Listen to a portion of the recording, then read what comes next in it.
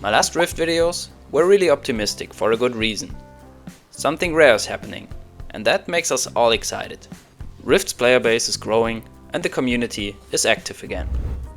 But since excitement alone does not guarantee a game will last, we will break down what Rift's comeback could look like and what could derail it. Let's get into it. I cover forgotten and older MMOs to check out if they are worth it today. Subscribe if that's your thing. Player numbers have grown a lot and reached a consistent plateau now. With the current player count, people can conveniently play any content, even outside of endgame. The guild Fresh Riftwalkers is buzzing, and the chat, as well as instant adventures, feel really well populated. And this is a really good foundation, but it's only one side of the medal.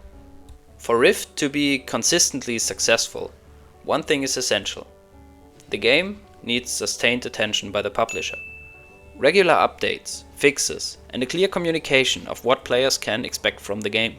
The player-driven Fresh Start project brought back many people. This is something worth building new pieces of content around to prevent people vanishing to other MMOs again. Nostalgia alone will not fix it in the long run. Speaking of nostalgia, it might be Rift's biggest strength in this project, but it's also its biggest risk. People are coming back because they remember the game fondly. They liked the game back then. And if the game leans too heavily on the past without offering anything new, players may visit, but they won't stay. This one may be less upbeat than my recent Rift videos, but I think being honest about where the game is at will help Rift grow sustainably.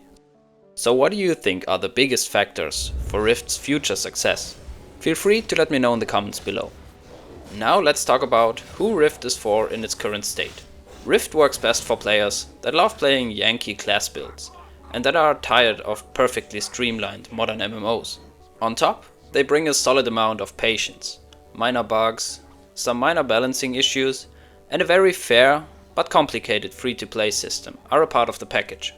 Those who can tolerate all of this will find a very rewarding MMO experience.